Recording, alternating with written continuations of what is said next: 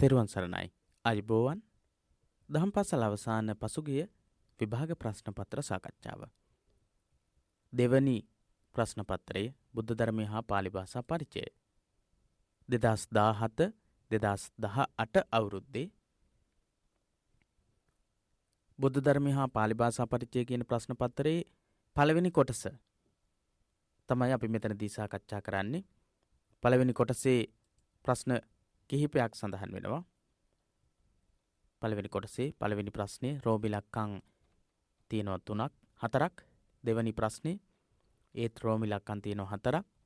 තුන්වෙනි ප්‍රශ්නේ රෝම ඉලක්කම් 4ක් යටතේ ප්‍රශ්න ඉදිරිපත් වෙනවා. ඒ වගේම හතරවෙනි ප්‍රශ්නය රෝම ඉලක්කම් 4ක් යටතේ ප්‍රශ්න ඉදිරිපත් වෙනවා. දෙවෙනි කොටස ඊට පස්සේ දෙවෙනි කොටසේදී ප්‍රශ්න කිහිපයක් අන්තර්ගත වෙනවා. අපි මෙතනදී සාකච්ඡා කරන්නට බලාපොරොත්තු වෙන්නේ පළවෙනි කොටසේ තියෙන ප්‍රශ්න 4. පළවෙනි කොටසේ තියෙන ප්‍රශ්න 4ම සාකච්ඡා කරනවා. අපි ප්‍රශ්න 4ම සාකච්ඡා කරන්නට ඕනේ නැහැ. විභාගයේ අවස්ථාවේදී මෙන්න මෙහිමයි උපදෙස් ලැබෙන්නේ සාමාන්‍ය ප්‍රශ්න පත්‍රයේදී. මෙම ප්‍රශ්න පත්‍රයේ කොටස් 3කින් සමන්විත වේ. යටත් පිරිසෙන් එක් කොටසකින් එක් ප්‍රශ්නයක්වත් ඇතුළත් වන සේ තෝරාගෙන ප්‍රශ්න 5කට පමණක් පිළිතුරු සපයන්න කියලා තමයි උපදෙස් ලැබෙන්නේ. කොටස් 3ක් තියෙනවා. කොටස් 3න් එක කොටසකින් එක ප්‍රශ්නය ගානේ හරි තෝරගන්නට ඕනේ. එහෙම ප්‍රශ්න තෝරගනිද්දී එක කොටසකින් එක ප්‍රශ්නයක් තෝරගෙන අනිත් කොටස් වලින් අනිත් කොටස් දෙකකින් ප්‍රශ්න දෙක ගානේ තෝරගන්නටත් පුළුවන්. එහෙම නැත්නම් එක කොටසකින් ප්‍රශ්න 3ක් තෝරගෙන අනිත් කොටස් දෙකකින් ප්‍රශ්නය ගානේ තෝරගන්නත් පුළුවන්. හැබැයි කොටස් 3න්ම එක ප්‍රශ්නය ගානේ හරි ඇතුළත් වෙලා තියෙන්නට ඕන. ඒක තමයි උපදේශය. හොඳයි අපි වැඩි වේලා නොගෙන ප්‍රශ්න වලට පිළිතුරු සාකච්ඡා කරමු. 2017-2018 අවුරුද්දේ බුද්ධ ධර්මය හා පාලි භාෂා පරිචය කියන ප්‍රශ්න පත්‍රයට අදාළව මෙන්න මෙහිමයි ප්‍රශ්නේ ඉදිරිපත් වෙලා තියෙන්නේ. මේ සියලුම සාකච්ඡාවන් අපි සිද්ධ කරන්නේ පිරිවෙන දහම් පාසල අපේ YouTube නාලිකාව ඔස්සේ. මේ වෙද්දී 2018-2019 ප්‍රශ්න පත්‍රය සම්පූර්ණ කතා කරලා තියෙන පාලි කොටස් අභිධර්ම කොටස් ඇතුළුව. ඒ වගේම ඊට කලිනුත් අපි මේ වර්ෂවලට සම්බන්ධ ප්‍රශ්න සහ පිළිතුරු සාකච්ඡාවන් කරපු පාඩම් ඔබට අපේ නාලිකාව ඔස්සේ නැරඹීමේ හැකියාව තියෙනවා. අපි බලමු පළවෙනි ප්‍රශ්නේ රෝම ඉලක්කම් 1 යටතේ තියෙන ප්‍රශ්නේ බුදුරජාණන් වහන්සේ පටිච්ච සමුප්පාදයෙන් මෙනෙහි කළ ස්ථානය හා සතිය දක්වන්න. පළවෙනි පාඩමේ පළවෙනි පිටුවේ පළවෙනි ඡේදයේ මේක සඳහන් වෙනවා. ලකුණු 2යි ලැබෙන්නේ. ඒ නිසා අපි ඒ දෙකට ගැලපෙන විදිහට නම් කිරීමක් තමයි කරන්නට ඕන. මෙතන මේ ප්‍රශ්න පත්‍රේ නම් කිරීමක් කරන්නට තියෙන්නේ. බුදුරජාණන් වහන්සේ පටිච්ච සමුප්පාදයෙන් මෙනෙහි කළ ස්ථානය හා සතිය. මොන සතියද කියලා පළවෙනි පාඩමේම සඳහන් වෙනවා. බුද්ධ ධර්මයේ මූලික ඉගැන්වීම් අතර පටිච්ච සමුප්පාද ධර්මයට ප්‍රධාන තැනක් හිමි වෙනවා කියලා දක්වලා ඊට පස්සේ ඒ සඳහා අවස්ථා දෙකක් උදාහරණ විදිහට දක්වනවා. බුදුරජාණන් වහන්සේ ක්ලේශ ප්‍රහාණයෙන් සම්මා සම්බුදු බවට පැමිණ බොමුල සතියක් වැඩහිඳ සත්වන දින රෑ 3 යමට පටිච්ච සමුප්පාදය අනුලෝම පටිලෝම වශයෙන් මෙනෙහි කළසේක. පළවෙනි ඡේදයේම තියෙනවා මේ පිළිතුර. බුදුරජාණන් වහන්සේ බුද්ධත්වයට පත් වෙලා බොමුල සතියක් වැඩහිඳ බොමුල සතියක් වැඩ ඉන්නේ පටමං බෝධි පල්ලංකා. පළවෙනි සතියේ සතියක්ම වැඩ ඉඳලා 7 වෙනි දවසේ රෑ 3 යමට පෙර යම මැදියම අලුයම කියන අවස්ථා තුනේදීම අනුලෝම පටිලෝම වශයෙන් පටිච්ච සමුප්පාදය මෙනෙහි කරනවා.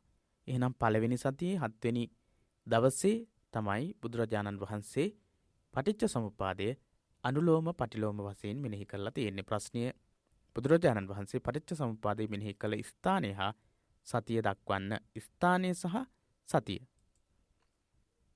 සතිය පළවෙනි සතිය, ස්ථානය බෝමුල වැඩ ඉඳිමින්.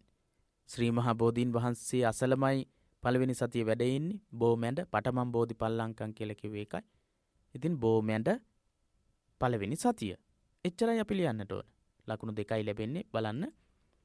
බුදුරජාණන් වහන්සේ පටිච්ච සමුප්පාදයේ මෙනෙහි කළ ස්ථානය බෝමැඬ. එහෙම නැත්නම් ශ්‍රී මහා බෝධීන් වහන්සේ අසල. ඊළඟට සතිය දක්වන්න. සතිය පළමු සතිය.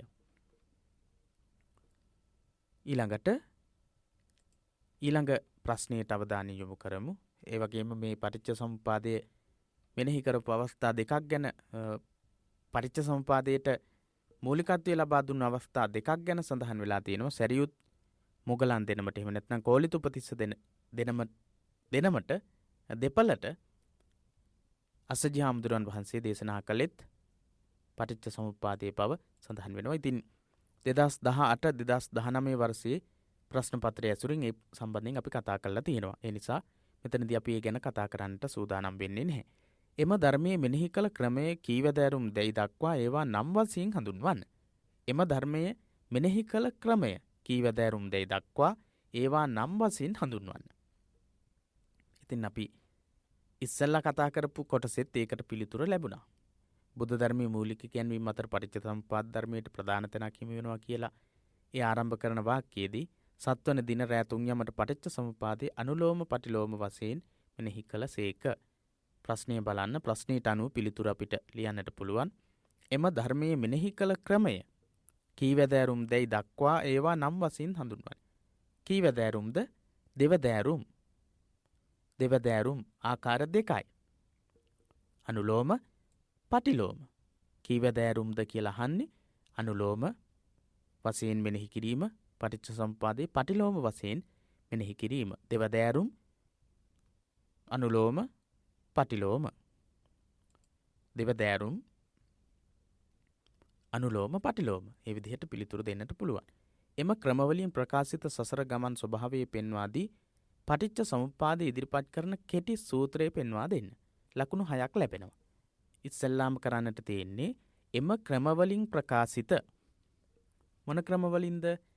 අනුලෝම පටිලෝම ක්‍රමවලින් ප්‍රකාශ කෙරෙන සසර ගමන් ස්වභාවය, සාංසාරික ගමනේ ස්වභාවය ගැන දක්වලා පටිච්ච සමුප්පාදය ඉදිරිපත් කරන කෙටි සූත්‍රයේ පෙන්වා දෙන්න. පටිච්ච සමුප්පාදය ඉදිරිපත් කරන කෙටි සූත්‍ර ක්‍රමයට ලකුණු 4යි. ඊළඟට පළවෙනියට අපි සසර ගමන් ස්වභාවය මොකක්ද කියලා කරන හැඳින්වීමට ලකුණු 2යි. ලකුණු 6ක් ලැබෙන්නේ. ලකුණු 6ක් ඒ විදිහට තමයි ලබා ගන්නට පුළුවන්කම ලැබෙන්නේ. එහෙනම් බලමු ප්‍රශ්නේ. එම ක්‍රමවලින් ප්‍රකාශිත සසර ගමන් ස්වභාවය. එම ක්‍රමවලින් කිව්වේ අනුලෝම පටිලෝම. අනුලෝම කියන්නේ අවිද්‍යාව ඇතුළු පටිච්ච සමුප්පාද න්‍යායයට අනුව සසර දුක් ඇතිවෙන අයුරු පෙන්වා දීම. අනුලෝම පටිච්ච සමුප්පාදයට අනුව අවිද්‍යාව ඇතුළු පටිච්ච සමුප්පාද න්‍යායයට අනුව සසර දුක් ඇතිවෙන ආකාරය පෙන්වා දීම. ඊළඟට පටිලෝම පටිච්ච සමුප්පාදයෙන් අවිද්‍යාව දුරු කිරීමෙන් සාංසාරික දුක දුරු වෙන ආකාරය විස්තර කිරීම. අනුලෝම පටිච්ච සමුප්පාදයෙන් කියවෙනවා අවිද්‍යාව ඇතුළු පටිච්ච සමුප්පාද න්‍යායයට අනුව සසර දුක් ඇතිවෙන ආකාරය. පටිලෝම පටිච්ච සමුප්පාදයෙන් කියවෙනවා විද්‍යාව දුරු කිරීමෙන් සාංසාරික දුක නැති වෙන ආකාරය. ඒ අනුව සත්වයා සසර සැරිසරන්නේ මෙම ධර්ම කොට්ටාසය නොදැනීමෙන් අවුලෙන් අවුලට වැටීම නිසා බව දීඝනිකායේ මහා නිදාන සූත්‍රයේ ප්‍රකාශ වේ. අවිද්‍යාදී පටිච්ච සමුප්පාදයේ නොදැනීම නිසා සත්වයා සංසාරික ජීවිතය තුළ සංසාර ගමන තුළ දිගින් දිගට ගමන් කරනවා කියලත් සඳහන් වෙලා තියෙනවා. ඊළඟට අපිට කියන්නට පුළුවන් නිධාන සංයුත්තේ අනුගමනය කරන සූත්‍ර කෙටි ක්‍රමය. පටිච්ච සමුප්පාද න්‍යාය කෙටියෙන් දක්වන ආකාරය අපිට සාකච්ඡා කරන්නට පුළුවන් ආකාර මේවා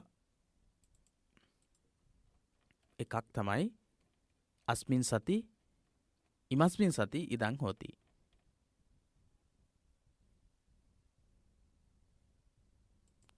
නිධාන සංයුක්තයේ පටිච්ච සමුප්පාදයේ කෙටියෙන් දක්වන ක්‍රමය අස්මින් සති ඉදං හෝති. මෙය ඇති කල්හි මෙය ඇතිවේ. ඊළඟට ඉමස්ස උපාදා ඉදං උප්පජ්ජති.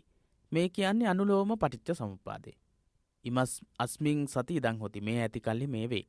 අවිද්‍යාව ඇති කල්හි සංස්කාර ඇතිවේ. ඒ විදිහට කියන ක්‍රමය. ඉමස්ස උපාදා ඉදං උපජ්ජති. අවිද්‍යාව උපන් කල්හි සංස්කාර උපදී. ඒ විදිහට දක්වන අනුලෝම පටිච්ච සමුප්පාදය ගැන කියවෙන අංග දෙක තමයි අස්මින් සති ඉදං හෝති ඉමස්ස උපාදා ඉදං උපජ්ජති කියන අංග දෙක. එතකොට අපිට පුළුවන් ප්‍රශ්නයේ ස්වභාවය අනුව අස්මින් සති ඉදං හෝති කියන එකත් ඒකේ අර්ථයත් අපිට දාන්නට පුළුවන්. ඒ වගේම ඉමස්ස උපාදා ඉදං උපජ්ජති මෙය ඉපදීමෙන් මේ උපදී කියලා දක්වන්නට ඕන. ඊළඟට ඉමස්මින් අසති ඉදං හෝති මේක පටිලෝම පටිච්ච සමුප්පාදේ. අවිද්‍යාව නැති කල්හි සංස්කාර නොවේ. ඒ විදිහට පටිලෝම පටිච්ච සමුප්පාදය ගැන තමයි කියවෙන්නේ. ඉමස්මින් අසති ඉදං හෝති මේ නැති විට මේ නොමැත.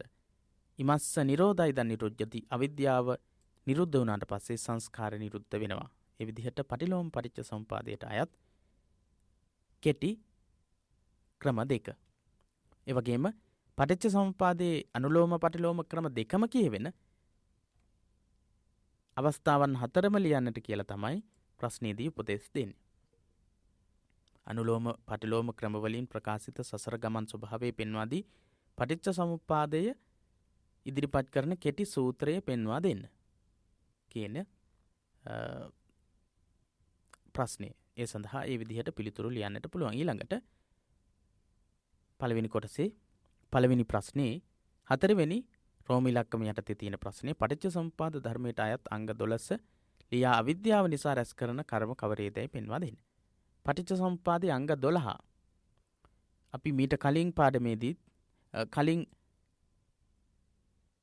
වීඩියෝ පාඩමේදීත් අපි කතා කළා, සාකච්ඡාවේදීත් කතා කළා. එහෙනම් පටිච්ච සමුප්පාදයේ අංග ටික අපි අනිවාර්යයෙන්ම පාඩම් කරලා තියාගන්නට ඕන. අපිට ගොඩක් වැදගත් වේවි. දහම් පාසල් අවසාන විභාගයේදී පටිච්ච සමුප්පාදයේ අංග ටික නම් කරන්නට කියලා කිව්වොත් පළවෙනි පාඩමේම මේ අංග ටික සඳහන් වෙනවා. ඒ නිසා අපිට වැදගත් වේවි. හොඳයි. එකී හේතු ප්‍රත්‍ය ධර්ම මාලාවෙහි ප්‍රධාන අංග 12කි.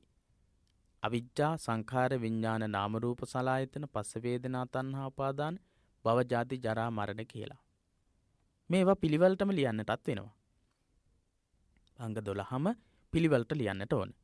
අවිජ්ජා සංඛාර විඥාන නාම රූප සලආයතන පස්ස වේදනා තණ්හා උපාදාන භව ජාති ජරා මරණ. ඒ විදිහේ සාමාන්‍ය සම්මත ක්‍රමවේදයක් තියෙනවා. හැම තැනකදීම සූත්‍ර දේශනාවන් වලදී ඒ වගේම ධර්මයේ ගැන විස්තර කරලා තියෙන තැන්වලදී මේ අනුපිළිවෙලට තමයි සඳහන් වෙන්නේ. ඒ නිසා මේ අනුපිළිවෙලටම මතක තබා ගන්න.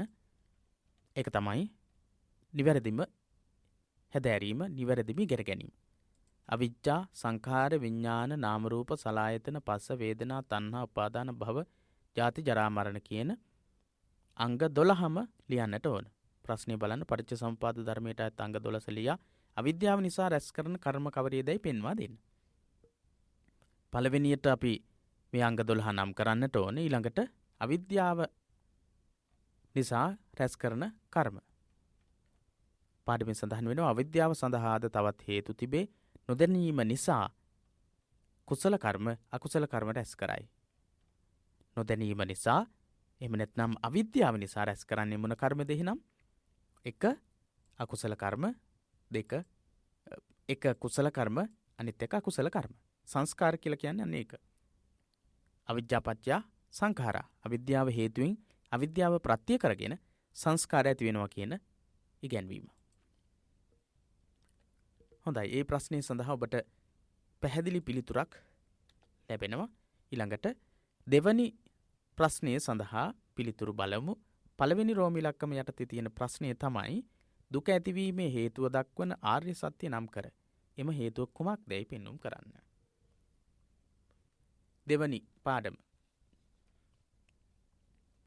දෙවැනි පාඩමේ සාකච්ඡා කරනවා චතුරාර්ය සත්‍ය සම්බන්ධයෙන්. චතුරාර්ය සත්‍යයේ සියලුම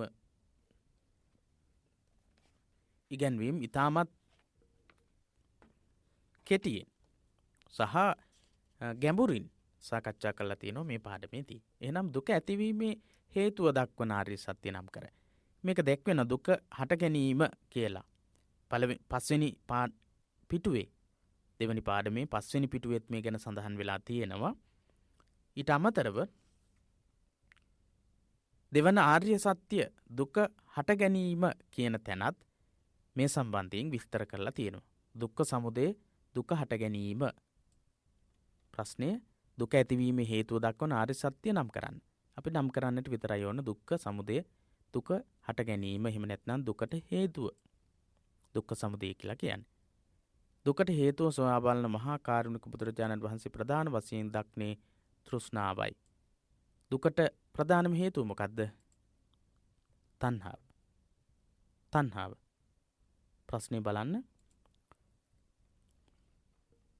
ප්‍රශ්නේ කියන්නේ දුක ඇතිවීමේ හේතුව දක්වන ආර්ය සත්‍ය නම් කරන්න. ඒකට ලකුණු 1යි. එම හේතුව කුමක්දයි පෙන්눔 කරන්න. ඒ පෙන්눔 කරනවට ලකුණු 2යි. ලකුණු 1යි. ඒ විදිහට ලකුණු 2ක් ලැබෙන්නේ.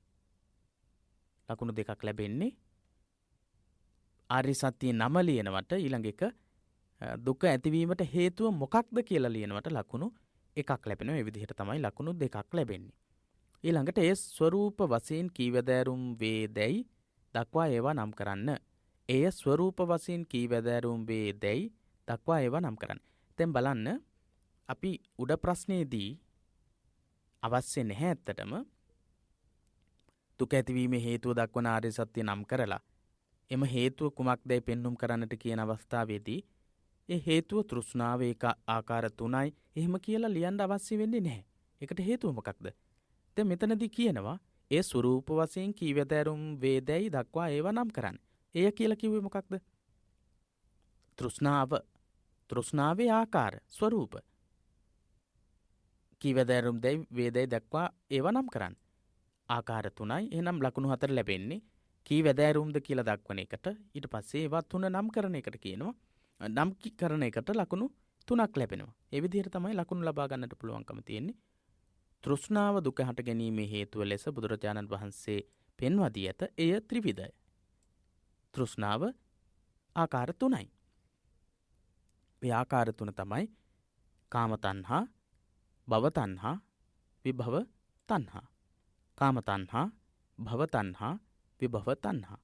කාම තණ්හා කියලා කියන්නේ මොකක්ද? පස්කම් සැප පිළිබඳ තෘෂ්ණාව. නැවත නැවත ඉපදීම පිළිබඳ තෘෂ්ණාවට භව තණ්හාව කියලා කියනවා. නැවත නොඉපදීම පිළිබඳ තෘෂ්ණාව, නැවත ඉපදෙන්නේ නැහැ කියලා අපි ඇති කරගන්න තෘෂ්ණාව. ඒකට කියනවා විභව තණ්හාව කියලා. ප්‍රශ්නය බලන්න.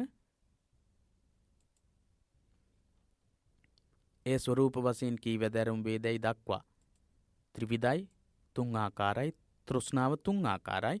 ඒවා නම් කරන්න කාම තණ්හා, භව තණ්හා, විභව තණ්හා. අපිට ඕනනම් කාම තණ්හා කියන්නේ මොකක්ද? භව තණ්හා කියන්නේ මොකක්ද? විභව තණ්හාව කියන්නේ මොකක්ද කියලා සිංහල අර්ථයත් කෙටියෙන් දක්වලාම පිළිතුර සම්පූර්ණ කරන්නට පුළුවන්. එම ස්වરૂපයන් හඳුන්වන්න. අන්න ඊට පස්සේ තමයි කියන්නේ එම ස්වરૂපයන් හඳුන්වන්න. කාම තණ්හාවයි, භව තණ්හාවයි, විභව තණ්හාවයි කියන ත්‍රිවිධාකාර වූ තෘෂ්ණාව හඳුන්වන්නට කියලා කියන්නේ ඊළඟ ප්‍රශ්නයෙන් රෝම ඉලක්කම් 3 යටතේ තියෙන ප්‍රශ්නේදී. ලකුණු 6ක් ලැබෙනවා. එකක් හඳුන්වා දෙනවට ලකුණු 2ක් බැගින් ලකුණු 6ක් ලැබෙනවා. බුදුදහමෙහි කිසිවක් එකම හේතුවකින් හටගන්නා බව නොදැක්වේ. කිසිම දෙයක් එක හේතුවකින් හටගන්නේ නැහැ. තෘෂ්ණාව වනාහි වේදනාව නිසා ඇතිවන්නේකි. අන්න තෘෂ්ණාව ඇති වෙන්නේ මොකක් නිසාද? තණ්හාව ඇති වෙන්නේ මොකක් නිසාද? වේදනාව නිසා. ඒ තණ්හාව වේදනා දෙකෙහිම හේතුව නිසා අවිද්‍යාව ඇති වෙනවා.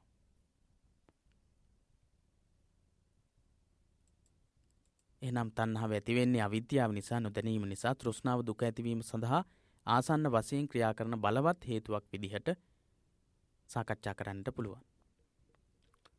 ඉතින් ලෝභය, රාගය, ප්‍රේමය, ආසාව ආදී විවිධ නාමයන්ගෙන් තෘෂ්ණාව කියන එක හඳුන්වනවා. ලෝභය කිව්වොත් ඒ තෘෂ්ණාවම තමයි එක ස්වરૂපයකින් පෙනී සිටින අවස්ථාවක්. රාගය කිව්වොත් ඒ තෘෂ්ණාවම තවත් ස්වરૂපයකින් පෙනී සිටින අවස්ථාවක්. ප්‍රේමය කිව්වොත් තෘෂ්ණාවම තවත් ස්වરૂපයකින් පෙනී සිටින අවස්ථාවක්. ආසාව කියලා කිව්වොත් ඒත් එහෙමයි. ඒ විදිහට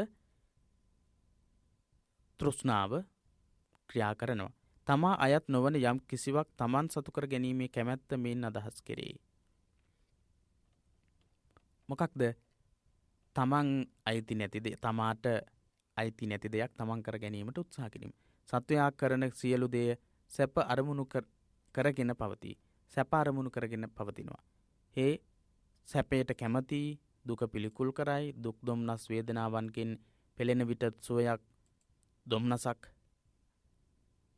සොම්නසක් අපේක්ෂා කරනවා. රූප සද්ද ගන්ධ රස පොට්ටබ්බ ධම්ම යන ආරම්මණයන් නිසා සැප වේදනාවක් ඇතිවෙන විට පෘථග්ජනයා ඒ අරමුණු වූ වස්තුන් තමා සතු කර ගැනීමට කල්පනා කරනවා. මේ විදිහට ඇස කන නාසය දිව ශරීරය කියන ඉන්ද්‍රියන් වලින් ශබ්ද ගන්ධ රස ස්පර්ශ රූප ශබ්ද ගන්ධ රස ස්පර්ශ ආදී අරමුණු ලබා ගැනීම තුලින් විඳින සතුට තමයි කාම තණ්හාව කියලා කියන්නේ. රූප ශබ්ද ගන්ධ රස ස්පර්ශ කියන ධර්මයන් අරමුණු ලබා ගැනීම. ඇස කන නාසය දිව ශරීරය කියන ඉන්ද්‍රියන් වලින් රූප ශබ්ද ගන්ධ රස ස්පර්ශ කියන අරමුණු ලබා ගැනීම තුලින් ඇති කරගන්න කැමැත්ත ඇති කරගන්න විඳීම තමයි කාම තණ්හාව කියලා කියන්නේ. ඒ වගේම භව තණ්හා විභව තණ්හා යන කොටස් දෙකටම ඇතුළත් කළ හැකි වේ. දෘෂ්ටිවාද මතවාද විශ්වාස ආදිය පසුබිම් කොට ඇති වන්නා වූ තෘෂ්ණාව භව තණ්හාව කියලා කියන්නේ. කාම ලෝකවල රූප ලෝකවල අරූප ලෝකවල ඉපදීම සඳහා තිබෙන ඉපදීමට තියෙන ආසාව කැමැත්ත. ඒ වගේම තමයි විභව තණ්හාව කියලා කියන්නේ මෙලොවින් පස්සේ නැවත උපතක් නැහැ. මරණයෙන් සත්වයා කෙලවර වෙනවා. ඒ නිසා ජීවත් වෙලා ඉන්න කාලයේදී මොන විදිහින් හෝ ජීවත් විය යුතුයි ඉන්ද්‍රියන් පිනවිය යුතුයි කියන අදහසින් ක්‍රියා කිරීම. භව තණ්හා කියලා කියන්නේ කාම ලෝකවල රූප ලෝකවල අරූප ලෝකවල කියන තුන් ලෝකයේම යම්කිසි තැනක ඉපදීමට නැවත ඇතිවීමට භවය තුල ගමන් කිරීමට ඇති කැමැත්ත. භවය තුල ගමන් කිරීමට ඇති ආසාවට කියනවා භව තණ්හා කියලා. විභව තණ්හා කියලා කියන්නේ මේ මරණයෙන් පස්සේ නැවත උපතක් සිදු වෙන්නේ නැහැ කියලා ක්‍රියා කරන එක. ඒ විදිහට ත්‍රිවිධාකාර වූ තෘෂ්ණාව අපිට විස්තර කරන්න පුළුවන්. ඉන්ද්‍රියන් මගින් බාහිර අරමුණු අරගෙන යම්කිසි සතුටක් වින්දනයක් ලැබීම කාම තණ්හා විදිහටත්, භව තණ්හා කියලා කියන්නේ කාම ලෝකේ රූප ලෝකේ අරූප ලෝක ආදී භවයන් වල නැවත නැවත ඉපදීමට ඇති කැමැත්ත. ඊළඟට විභව තණ්හාව කියලා කියන්නේ මරණයෙන් මතු නැවත උපතක් නැහැ කියන පිං පව් කුසල් අකුසල් පිළිබඳව විශ්වාස නොකරන ස්වභාවය. එහෙම විශ්වාස නොකර ක්‍රියා කිරීමේ ස්වභාවයේ විභව තණ්හාව කියලා කියනවා. හරි. ඊළඟට ලෝකයේ විවිධ ගැටලු පැන නැගීමට එම හේතුව මූලික කාරණාවක් වන්නේ දැයි පෙන්වා දෙන්න. ලෝකයේ විවිධ ගැටලු නිර්මාණය වෙන්න එම හේතුව මොන හේතුවද? තෘෂ්ණාව කියන හේතුව. හේතු වෙන්නේ කොහොමද කියලා කතා කරන්නට සාකච්ඡා කරන්නට කියන්නේ ලකුණු 8ක් ලැබෙනවා. ඇත්තටම කාම තණ්හා, භව තණ්හා, විභව තණ්හා කියන මේ තුනම ලෝකේ ගැටලු නිර්මාණය වීමට හේතු වෙනවා. කාම තණ්හාව අපි උදාහරණයක් විදිහට ගත්තොත් මිනිසුන් විසින් ඇස කන නාසය දිව ශරීරය මේ ඉන්ද්‍රියන් පිනවන්න බාහිරෙන් ගන්න රූප ශබ්ද ගන්ධ රස ස්පර්ශ කියන මේවා ලබා ගන්න මිනිසුන් හොඳින් හෝ නරකින් හෝ ක්‍රියා කරනවා. එහෙනම් තෘෂ්ණාව මූලික කරගෙන මිනිසුන් අසීමාන්තික වූ හැඟීම් ඇතිව ලද දෙයින් සතුටු වීමේ ස්වභාවයට පත් නොවි අසීමාන්තික විදිහට ඇස පිනවීමට යොමු වෙනවා. ඒ ඇස පිනවීමේදී එතකොට විවිධාකාරී රූප කෙරෙහි ඇලීමට යොමු වෙනවා. ඒක සීමාවක් නැහැ. ඊළඟට ශබ්ද ඇසීමත් එහෙමයි. ගන්ධ සුවඳ, ඒ වගේම ස්පර්ශ, රූප ශබ්ද ගන්ධ රසයන්, ඒ වගේම ස්පර්ශයන්. ඒ කියන්නේ කාම තණ්හාව කියන එක නිසා මිනිස්සු ස්ත්‍රී පුරුෂයෝ විදිහට, ඒ වගේම දෙමව්පියෝ දරුවෝ විදිහට ගැටලු ඇති කරගෙන ප්‍රශ්න ඇති කරගෙන අඹසැමියන් අතර ගැටලු ඇති කරගෙන ප්‍රශ්න ඇති කරගෙන දුවදරුවන් අතර මිනිසුන් අතර ගැටලු ඇති කරගෙන එහෙම ක්‍රියා කරනවා. ඒක විනාශය පිණිස හේතු වෙන කාරණාවක් වෙලා තියෙනවා. ඒ වගේම තමයි භව තණ්හාව. භව තණ්හාව. මේ භව තණ්හාව කියන එක විවිධ තැන්වල ඉපදීම සඳහා අරමුණු කරගෙන විවිධ විනාශ සමාජය තුළ ලෝකයේ තුළ සිද්ධ වෙනවා. විභව තණ්හා. අපි මේ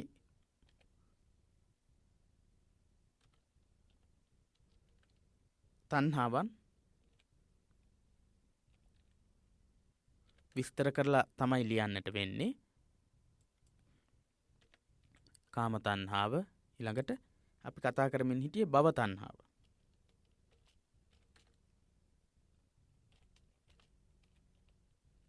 මේ භව තණ්හාව කියන එක නිසා විවිධ දිව්‍ය ලෝකාදී ඉපදෙන්න විවිධ මිත්‍යා දෘෂ්ටික දේවල් පවා සිද්ධ කරන අවස්ථාවන් අපිට දකින්නට පුළුවන්. එහෙනම් ලෝකයේ විනාශය පිණිස මේක හේතු වෙනවා කියලා අපිට කියන්නට පුළුවන්. ලෝකයේ විවිධ ගැටලු පැන නැගීමට කාම තණ්හාවත් භව තණ්හාවත් ඊළඟට විභව තණ්හාව. විභව තණ්හාව මෙලොවින් පසු පරලොවක් නැහැ කියන අදහසින් කටයුතු කිරීම. මෙලොවින් පසු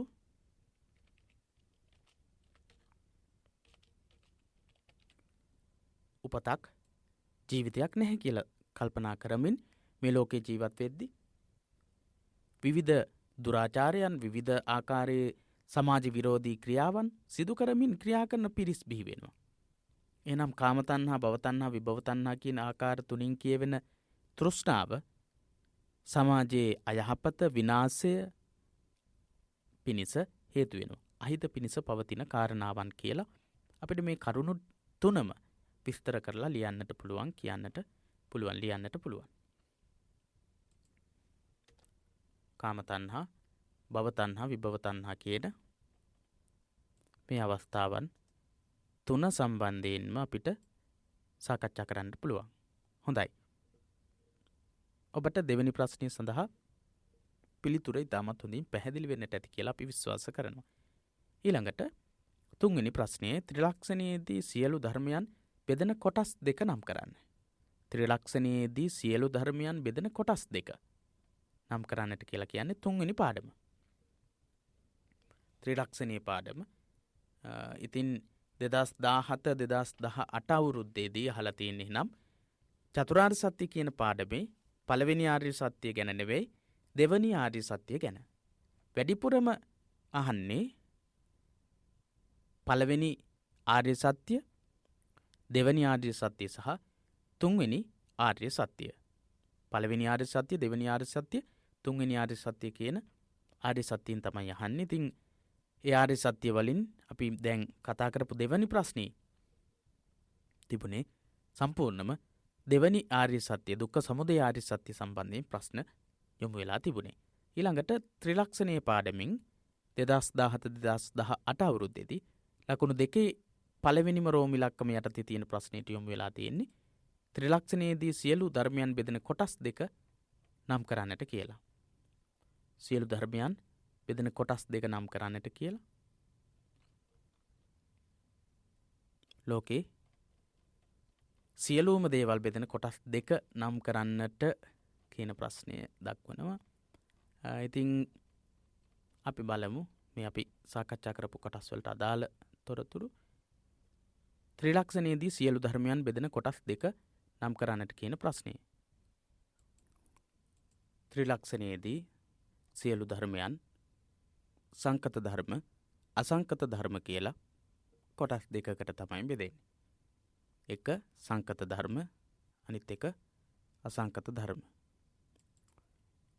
ඔබට විභාග ශාලාවේදී මේ විදිහට වර්ණ රතු පාට, කොළ පාට වගේ පෑන් පාවිච්චි කරන්නට බෑ. පාවිච්චි කරන්න පුළුවන් නිල් පාට සහ කළු පාට පෑන් විතරයි. ඉතින් ප්‍රශ්නය ත්‍රිලක්ෂණයේදී සියලු ධර්මයන් බෙදෙන කොටස් දෙක නම් කරන්නට කියන ප්‍රශ්නයේ තුන්වෙනි පාඩමට අදාළව සංකත ධර්ම, අසංකත ධර්ම කියලා තමයි බෙදෙන්නේ. එම කොටස් ගැන හැඳින්වීමක් කරන්න. සංකත ධර්ම, අසංකත ධර්ම ගැන හැඳින්වීමක් කරන්නට කියලා කියන්නේ. සංකත ධර්ම නිවන කියන එක අසංකත ධර්මයි.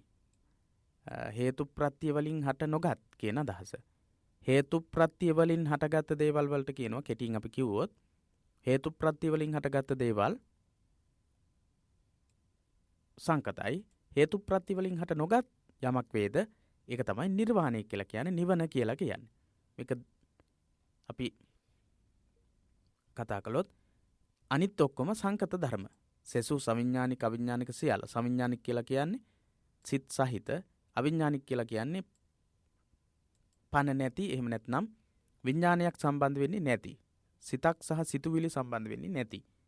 සවිඥානිකයි අවිඥානික කියන ඔක්කොම සංකත ධර්ම. සකස් වෙච්ච ධර්ම විදිහට තමයි සාකච්ඡා කරන්නේ. පඨවි ආපෝ තේජෝ වායෝ ආදී සතර මහා භූත ධර්මයන්ගේ ඒ විදිහේ හේතු ප්‍රත්‍ය සම්බන්ධ වෙලා තමයි නිර්මාණය වෙන්නේ. ඒවට තමයි සංකත ධර්ම කියලා කියන්නේ. ලෝකේ සත්වයෝ විදිහට ගස්වැල් ඇලදොල ආදී විදිහට වතුර, ඒ වගේම පඨවි ආපෝ තේජෝ වායෝ කියලා කිව්වම වායුව, මේ ඔක්කොම ඇතුළත් වෙනවා. ඒ ඔක්කොම තමයි සංකත ධර්ම කියලා කියන්නේ. අසංකත ධර්ම කියලා කියන්නේ නිවන. නිවන ඒ විදිහට නිර්මාණය වෙච්ච එකක් නෙවෙයි. උපසම සුඛයක් විදිහට, පරම සැපයක් විදිහට, හේතු ප්‍රත්‍ය වලින් සකස් වෙච්ච නිර්මාණය වෙච්ච දෙයක් නොවන බව කියවෙනවා. එනම් සංකත ධර්ම අසංකත ධර්ම ගැන ඒ විදිහට අපිට හැඳින්වීමක්, පුංචි හැඳින්වීමක් කරන්නට පුළුවන්. එම කොටස් ගැන හැඳින්වීමක් කරන්න කියලා තමයි කියන්නේ. ලකුණු 4ක් ලැබෙනවා. සංකත ධර්ම කියන්නේ මොනවද කියලා හඳුන්වනවට, අසංකත ධර්ම කියන්නේ මොනවද කියලා හඳුන්වනවට ලකුණු 2ක් විදිහට ලකුණු 4ක් ලැබෙන්නේ. ඊළඟට 3 වෙනි අංකයේ යටතේ තියෙන්නේ යමක් අනිත්‍ය ලක්ෂණයෙන් යුක්ත නම් එහි දුකද ඇත. යදනිච්ඡං තං දුක්ඛං, මේ පැහැදිලි කරන්න. යමක් අනිත්‍ය ලක්ෂණයෙන් යුක්ත නම් එහි දුකද ඇත. යදනිච්ඡං තං දුක්ඛං. හරි. ඔබගේ ශරීරයම ගනිමු. ඔබගේ ශරීරයම ගනිමු. අපි අපගේ ශරීරයම ගත්තොත් අපේ ඉන්ද්‍රියන් දවසින් දවස වෙනස් වෙනවා. දි รา පත් වීම කරා ගමන් කරනවා. එහෙනම් මගේ ශරීරය අනිත්‍ය ලක්ෂණයෙන් යුක්ත වෙච්ච නිසා තමයි ඒ තත්ත්වයටපත් ඇති වෙන්නේ. ඔබ කැමතිද ඔබේ කොණ්ඩේ ගැලවිලා යනවට? ඒ වගේම ඔබ කැමති නැහැ ඔබේ හැම තනින් තන එක එක විදිහට කැලැල් ඇති වෙලා, ඒ වගේම වයසට යනකොට හැම රැලි වැටිලා එහෙම පත් වෙනවා දකින්න කැමති නැහැ. ඔබේ ශරීරය වෙනස් වෙනවා දැක්කම ඔබට දුකක් කනගාටුවක් ඇති වෙනවා. එහෙනම් අනිත්‍ය ලක්ෂණයෙන් යුක්ත හැම දෙයක් තුළම ඊළඟටපත් ඇති වෙන්නේ තියෙන්නේ මොකක්ද? දුක්ඛ කියන ලක්ෂණේ. යදනිච්ඡං තං දුක්ඛං කියලා කියන්නේ ඒක. Tamanට හිතක් ඇති වෙනවා. ඒ ඇති වෙන හිත ඊතා ඉක්මනින් වෙනත් දුක් සහගත හිතකට මාරු වෙලා යනවා. මුලින් තියෙනවා හරිම සන්තෝෂයෙන් යුක්ත සිතක්, සිතුවිලි. ඒක ඊතා ඉක්මනින් මොකක් හරි කරදරයක්, හිරිහැරයක් නිසා වෙනස් වෙලා යනවා. එතකොට මොකද වෙන්නේ?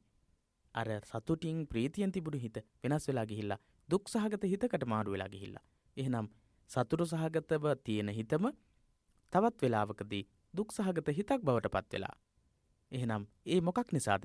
හිතේ නිත්‍ය ස්වභාවයක් නැති නිසා.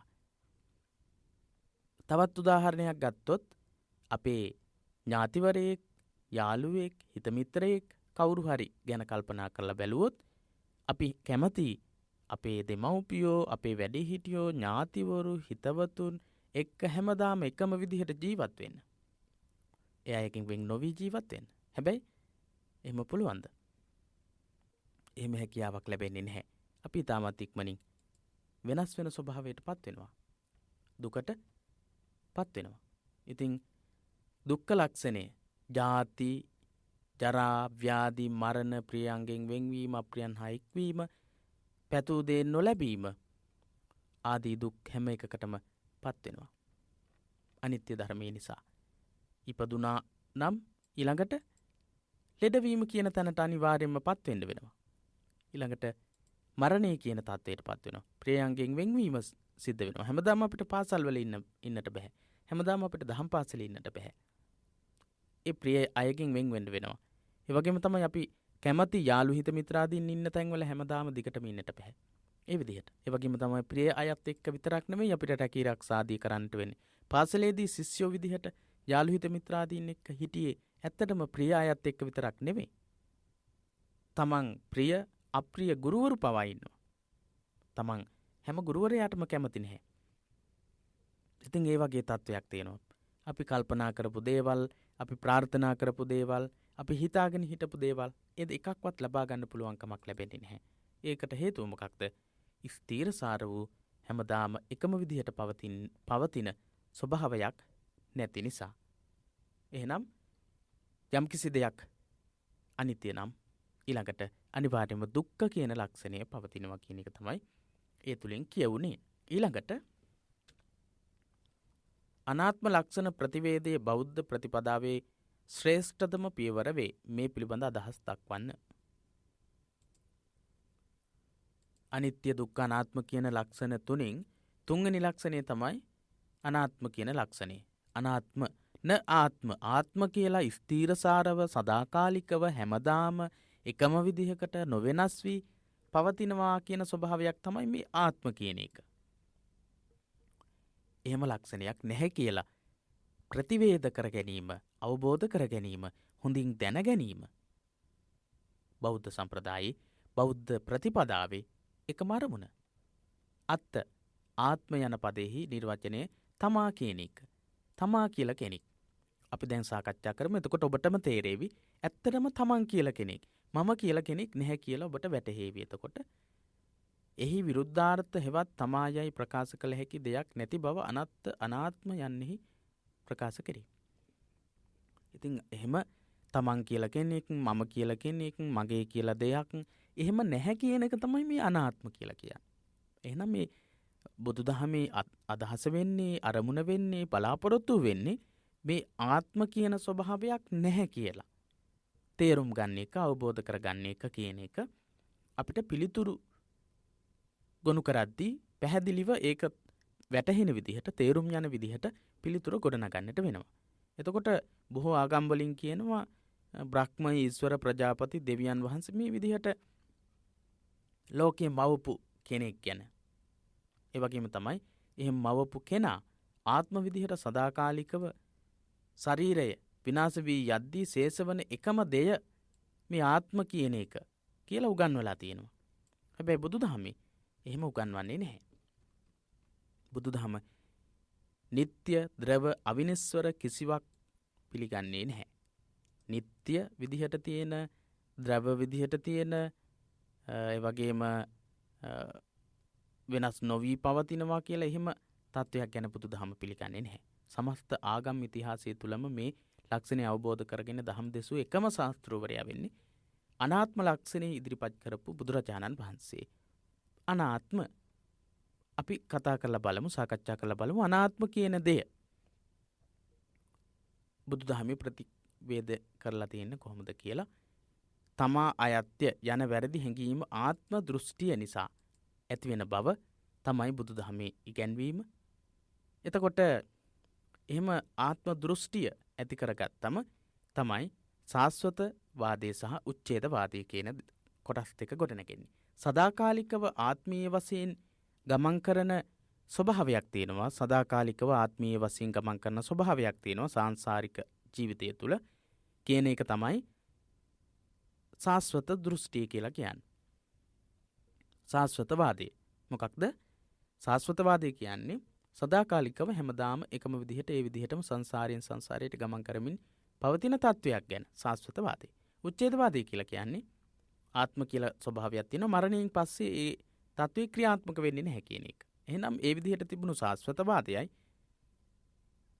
ඒ වගේම උච්ඡේදවාදයයි දෙක ප්‍රතික්ෂේප කරමින් බුදුරජාණන් වහන්සේ ඉදිරිපත් කරන්නේ අනාත්මවාදය. ආත්මයක් නැහැ කියන එක.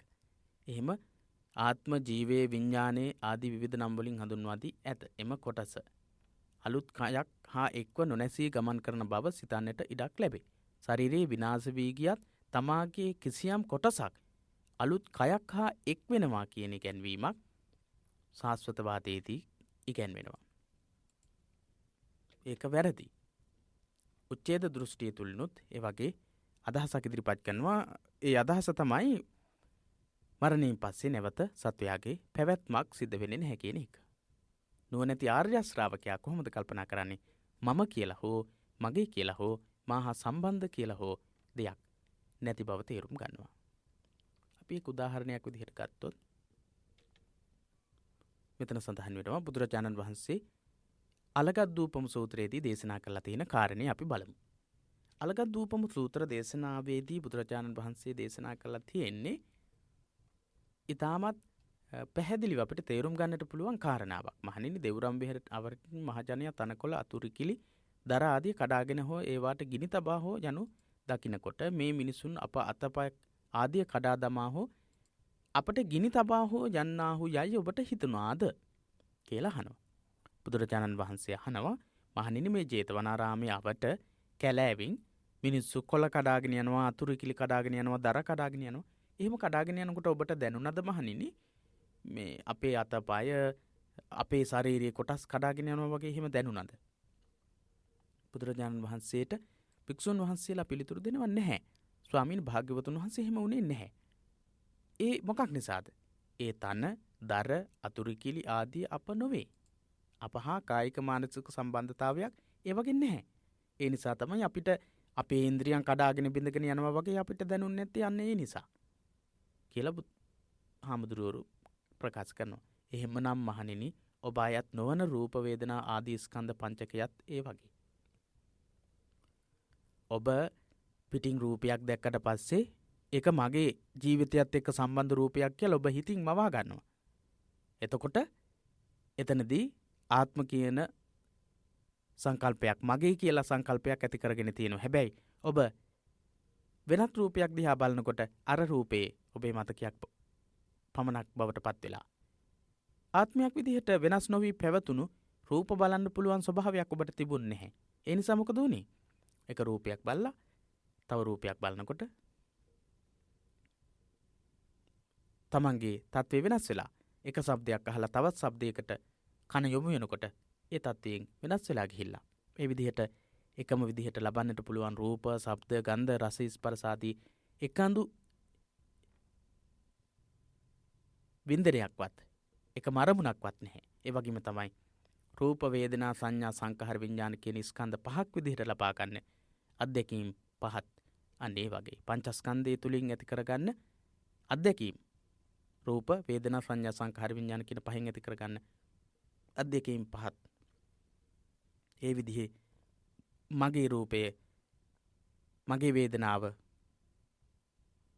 කියලා ගන්නට පුළුවන්. රූප, වේදනා, සංඥා මගේ සංඥා විදිහට ගන්නට පුළුවන්. මම කියන සංඥාවක් විදිහට ගන්නට පුළුවන්. කිසිම දෙයක් නැහැ.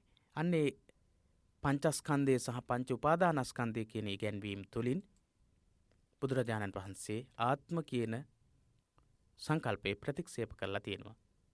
සත්ව පුද්ගල ආත්ම ජීව කියන මේ විදිහට පාවිච්චි කරන දේවල් හුදු වචන මාත්‍ර පමණයි සාමාන්‍ය පුද්ගලයන් හඳුනා ගැනීම සඳහා පාවිච්චි කරන ඉගැන්වීම් සමුදායක් පමණයි කියලා අපිට පැහැදිලි කරලා කියන්නට පුළුවන්කම තියෙනවා. විවහාරික ලෝකයේ පවතින ආත්ම සංකල්පය පරමාර්ථ වශයෙන් නොමැති බව තේරුම් ගැනීම තමයි අනාත්ම ලක්ෂණ ප්‍රතිවේදය කියලා කියන්නේ. හොඳයි, එහෙනම් ඔබට පැහැදිලි වෙන්නට ඇති බුදුරජාණන් වහන්සේගේ ඉගැන්වීමට අනුව සාස්වත සහ උච්ඡේද විදිහට ඉදිරිපත් වෙන සාස්වතවාදී උච්ඡේදවාදී විදිහට ඉදිරිපත් වෙන ආත්මවාදයේ පිළිබඳ සංකල්පය බුදුරජාණන් වහන්සේ අනාත්මවාදයේ තුලින් ප්‍රකට කරලා තියෙනවා, පැහැදිලි කරලා තියෙනවා. ඉතින් හතරවෙනි ප්‍රශ්නේ පළවෙනි රෝම ඉලක්කම යටතේ නිබ්බාන නිවන යන පදයෙන් ඉදිරිපත් කරන අර්ථ තුනක් දක්වන්න. නිවන කියන එක සම්බන්ධයෙන් කතා කරන පාඩම් දෙකක් තියෙනවා බුද්ධ ධර්මයේ හා පාලි භාෂා පරිචය කියන පොතේ. පළවෙනි කොටසේ පස්වෙනි පාඩම. පළවෙනි කොටසේ පස්වෙනි පාඩමේදීත් නිවන ගැන කතා කරනවා. ඒ වගේම දෙවෙනි කොටසේ සාකච්ඡා කරනවා හතරවෙනි පාඩම අභිධර්මයේ කොටසේදී නිර්වාණ පරමාර්ථය, සතර පරමාර්ථ ධර්ම අතර තියෙන එක පරමාර්ථයක් විදිහට නිවන ගැන කතා කරලා තියෙනවා. එතකොට නිවන ගැන කතා කරලා තියෙන ඉගැන්වීම් දෙක අතරින් නිවන ගැන සාකච්ඡා කරලා තියෙන වචන දෙකක් තමයි අහන්නේ. ඉදිරිපත් කරන අර්ථ තුනක්. පස්වෙනි පාඩමේ මුලින්ම සඳහන් වෙනවා නිවන නිබ්බාන නිර්වාණ යන පදයෙන් නිවීම, නැවැත්ම, නොපැවැත්ම ආදී අර්ථ කිහිපයක්ම අදහස් කෙරේ. නිවීම එක අර්ථයක්, ඊළඟට නැවැත්ම කියන එක තවත් අර්ථයක්, ඊළඟට නොපැවැත්ම කියන අර්ථය තවත් අර්ථයක්. නිවන කියන එකේ අර්ථ අපිට ඒ අර්ථ වලින් තුනක් තමයි ලියන්නට කියන්නේ. එහෙනම් අනිවාර්යයෙන්ම කරුණු වශයෙන් එහෙම ලියන්නට කිව්වම අපි මේ විදිහට අංක දාලා තමයි ලියන්නට ඕන. අංක දාලා ලියන්නට ඕන. ඒකට හේතුව කරුණු තුන උත්තර පත්‍ර පරීක්ෂකවරයාට පහසුවෙන්ම හඳුනා ගැනීමට හැකි වෙනවා. එතකොට නිවීම, නැවැත්ම, නොපැවැත්ම කියන අදහස් තුනක් පාඩමේ සාකච්ඡා කරලා තියෙනවා. නිවන හා සම්බන්ධව දැක්වෙන යෙදීම් තුනක්. නිවීම, නැවැත්ම, නොපැවැත්ම. ලකුණු 2යි ලැබෙන්නේ. ඒ නිසා අපි නම් කිරීමත් පමණයි කරන්නට ඕන. ඊළඟට දෙවනි රෝමී ඉලක්කම යටතේ තියෙන ප්‍රශ්නේ ආර්ය සත්‍ය විශේෂෙහිදී නිවන හඳුන්වන නම ලියා. එම සත්‍ය කෙටියෙන් හඳුන්වන්න. ආර්ය සත්‍ය විශේෂෙහිදී නිවන හඳුන්වන නම ලියා එම සත්‍ය කෙටියෙන් හඳුන්වන්න කියලා කියන්නේ. ආර්ය සත්‍ය විශේෂෙහිදී නිවන හඳුන්වන නම දුක්ඛ නිරෝධ ගාමිනී. දුක්ඛ නිරෝධයේ විදිහට. නිරෝධ සත්‍ය විදිහට. දුක්ඛ නිරෝධය. ඒ කියන්නේ තුන්වෙනි ආර්ය සත්‍යය. තුන්වෙනි ආර්ය සත්‍ය දුක්ඛ නිරෝධ. නිරෝධාර්ය සත්‍ය විදිහට තමයි දැක්වෙන්නේ. ඒ වගේම නිරෝධාර්ය සත්‍ය කියලා කියන්නේ කාම තණ්හා, භව තණ්හා, විභව තණ්හා කියන ත්‍රිවිධ තෘෂ්ණාව නැති කිරීම. කාම තණ්හා, භව තණ්හා, විභව තණ්හා කියන ත්‍රිවිධාකාර වූ තෘෂ්ණාව දුරු කිරීම තමයි නිරෝධ සත්‍ය විදිහට හඳුන්වනු ලබන්නේ. අපිට එහෙම කෙටියෙන් සඳහන් කරන්නට පුළුවන්. කාම තණ්හායවත් ඉන්ද්‍රියන් මගින් ලබන අරමුණු වින්දනය කිරීමට ඇති කැමැත්ත, ආසාව, තෘෂ්ණාව දුරු කිරීම, ඊළඟට විවිධාකාරයේ ලෝකවල ඉපදීම සඳහා පවතිනා වූ තෘෂ්ණාව නැති කිරීම සහ මෙලොව නැවත ඉපදීමක් සිදු වෙන්නේ නැහැ, මරණයෙන් පස්සේ කෙලවර වෙනවා කියන අදහසින් යුක්තව ක්‍රියා කිරීමත් කියන අවස්ථාවන් තුනෙන්ම නිවීමට පත්වීම තමයි නිරෝධ ආර්ය සත්‍ය හැටියට අපිට සඳහන් කරන්නට, සාකච්ඡා කරන්නට පුළුවන්කම තියෙන්නේ කෙටියෙන්. ආර්ය සත්‍ය විශේෂෙහිදී නිවන හඳුන්වන නම ලියා එම සත්‍ය කෙටියෙන් හඳුන්වන්න. එම සත්‍ය ගැන කෙටියෙන් ඒ විදිහට හැඳින්වීමක් කරන්නට පුළුවන්. එතනදී කාම තණ්හා, භව තණ්හා, විභව තණ්හා කියන මේ කරුණු තුන දක්වලා ඒ ත්‍රිවිධාකාර වූ තෘෂ්ණාව ක්ෂය කිරීම, දුරු කිරීම, එයින් මිදීම තමයි නිවන කියලා කියන්නේ කියලා දක්වනකොට ලකුණු 4ක් ඔබට ලබා ගන්නට පුළුවන්. ඊළඟට අපි බලමු තුන්වෙනි රෝමී ඉලක්කම යටතේ තියෙන ප්‍රශ්නේ. නිවනෙහි පළමු පියවර නම් කර එමගින් සිඳී යන සංයෝජන ධර්ම පෙන්වා දී ඒවයින් දෙකක් හඳුන්වන්න. නිවන කියන මාතෘකාව යටතේදී නිර්වාණය කියන නිවන කියන පාඩමේදී 5 වෙනි පරිච්ඡේදයේ 20 වෙනි පිටුවේ පළවෙනි ඡේදයේදී සෝවාන්, සකෘදාගාමි, අනාගාමි, අරිහත් කියන මාර්ගඵල වලට පත්වීමත් එක්ක ලබන දුරු වෙන සංයෝජන ධර්ම දුරු වෙන විදිහ කියලා තියෙනවා. එතනදී සෝවාන් වීමේදී දුරු වෙන සංයෝජන ධර්ම මොනවද, කොහොමද සංයෝජන ධර්ම දුරු වෙන්නේ කියලා දක්වලා තියෙනවා. සෝතාපට්ටි ඵලයේ නිවනෙහි පළමු පියවරයි. පළමු පියවර එනම් සෝවාන් ඵලය. සෝවාන් කියන தත්ත්වය තමයි පළවෙනි පියවර. ප්‍රශ්නේ බලන්නේ නිවනෙහි පළමු පියවර නම් කර. පළමු පියවර සෝවාන් ඵලය. සෝවාන් තත්ත්වයට පත්වීම. ඊළඟට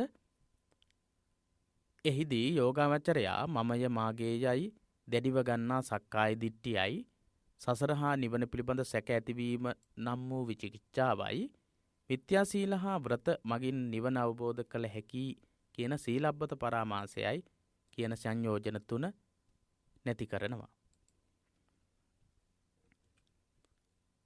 ඒ සංයෝජන තුන නැති කරනවා. ඒ සංයෝජන තුන තමයි නැති කරන්නේ. ඉතින් නිවනෙහි පළමු පියවර නම් කර එමගින් සිඳී යන සංයෝජන ධර්ම පෙන්වා දී ඒවායින් දෙකක් හඳුන්වන්න කියලා කියන්නේ. ප්‍රශ්නේ නිවනෙහි පළමු පියවර සෝවාන් තත්වය. ඊළඟට එම අවස්ථාවේදී දුරවන සංයෝජන ධර්ම මොනවද? සක්කාය දිට්ඨිය, මම මගේ කියන දැඩිව ගන්න අදහස. ඊළඟට සසර හා නිවන පිළිබඳ සැක ඇතිවීම තමයි විචිකිච්ඡාව කියන්නේ. ඊළඟ සංයෝජන ධර්මයේ ඊළඟට මිත්‍යා සීල හා ව්‍රත මගින් නිවන් අවබෝධ කරගන්නට පුළුවන් කියන අදහස සීලබ්බත පරාමාස. ඔය සංයෝජන තුන තමයි සිඳී යන්නේ සෝවාන් තත්වයට පත්වීමේදී. ඊළඟට 4 වෙනි රෝම ඉලක්කම යටතේ තියෙන ප්‍රශ්නයට අවධානය යොමු කරමු. ලෝකෝත්තර වශයෙන් නිවුණු පුද්ගලයා හඳුන්වා ඔහුගේ ස්වභාවයේ නිදසුණක් මගින් පෙන්වා දී නිවනට අයත් ප්‍රභේද දෙකෙහි නම් ලියන්න. ලෝකෝත්තර වශයෙන් නිවුණු පුද්ගලයා හඳුන්වා. ලෝකෝත්තර වශයෙන් නිවුණු පුද්ගලයා හඳුන්වන්නේ එක්කෝ බුද්ධ, එක්කෝ පච්චේක බුද්ධ, එක්කෝ අරහන්ත කියන නම් වලින්. බුදු, පසේ බුදු, මහරහත්. බුද්ධ, පච්චේක බුද්ධ, අරහන්ත කියලා. යන නම් වලින් ඇඳින් වනුයේ පූර්ණ වශයෙන් නිවනටපත් පුද්ගලයෝයි. පාඩමේ සඳහන් වෙනවා මෙහිම. බුද්ධ, පසේ බුදු, පසේ බුදු, මහරහත් කියන තත්වවලට පත්වෙච්ච උතුමන් විදිහට තමයි හඳුන්වන්නේ. ලෝකෝත්තර වශයෙන් නිවුණු පුද්ගලයා හඳුන්වා. පුද්ගලයන් හඳුන්වලා. ඒ කවුද කියලා? බුද්ධ කියලා කියන්නේ සම්බුද්ධත්වයට පත්වෙච්ච, පසේ බුද්ධත්වයට පත්වෙච්ච, අරහන්ත කියන තත්වයට පත්වෙච්ච උතුමන් වහන්සේලා. බුදුරජාණන් වහන්සේලා කියන්නේ ස්වකීය අවබෝධයෙන්ම ධර්ම අවබෝධය ලබාගත්ත, චතුරාර්ය සත්‍ය ධර්මය අවබෝධ කරගත්ත උතුමන් වහන්සේලා. පච්චේක බුදුරජාණන් වහන්සේලා කියලා කියන්නේ තමන්ගේ උත්සාහයෙන් මයි බුද්ධත්වයට පත්වෙන්නේ. එහෙත් ඒ අවබෝධ කරගන්න චතුරාර්ය සත්‍ය, පටිච්ච සමුප්පාදය, ආර්ය අෂ්ටාංගික මාර්ගය ආදී ඉගැන්වීම් අනිත් අයට අවබෝධ කරවන්නේ නැහැ. එහෙත් ඒ අයත් නිර්වාණයට පත්වෙච්ච අය, ලෝකෝත්තර තත්වයට පත්වෙච්ච අය. ඊළඟට අරහන්ත කියලා කියන්නේ බුදුරජාණන් වහන්සේ නමකගේ අවවාද ඇතිව චතුරාර්ය සත්‍ය ධර්මය අවබෝධ කරගෙන නිවන් අවබෝධ කරගන්න පිරිස. අරහන්ත කියලා කියන්නේ. එහෙනම් මේ තමයි තුන්තරාබෝධිය. ඒ තුන්තරාබෝධියේ සුවිශේෂත්වය එහෙම කෙටියෙන් කියන්නට පුළුවන්. ලෝකෝත්තර වශයෙන් නිවුණු පුද්ගලයා හඳුන්වා. නිවුණු පුද්ගලයන් අපිට හඳුන්වන්නට පුළුවන්. ඔහුගේ ස්වභාවය නිදසුණක් මගින් පෙන්වා දී. නිදසුණක් මගින් පෙන්වා දෙන්නට කියලා කියන්නේ ඔහුගේ ස්වභාවය අපිට නිදසුණක් මගින් පෙන්වා දෙන්නට පුළුවන්. නිබ්බන්ති දිහිරා යතායන් පදිපෝ. පහනක් නිවිලා යනවා වගේ. පහනක් නිවිලා යනවා වගේ. උදාහරණයකින් අපි කිව්වොත් පහනක් නිවිලා යන්නේ යම්සේද රහත් භාවයට පත්ව සසර නිමා කරනවා කියන්නේ අන්න එවැනි දෙයක් කියලා අපිට කියන්නට පුළුවන්. ඒක මෙන්න මෙහෙමයි කියලා වෙන විදිහකින් පෙන්වන්න බෑ. ඒ නිසා රතන සූත්‍රයේදී දේශනා කරලා තියෙනවා, සඳහන් වෙනවා නිබ්බන්ති ධීරා යතායන් පදීපෝ. පහන නිවිලා යනවා වගේ ධීරයන් වහන්සේලා නිවීමට පත් වෙනවා කියලා. ඒ වගේම තමයි ප්‍රශ්නේ ඊළඟට කියන්නේ මේ ප්‍රශ්නේම නිවනට අයත් ප්‍රභේද දෙකෙහි නම් ලියන්න. නිවනට අයිති ප්‍රභේද දෙකේ නම් ලියන්නට ඕන. ඒ දෙක තමයි සෝපදිශේෂ නිර්වාණය, ඊළඟට නිරුපදිශේෂ නිර්වාණය, නිබ්බාන.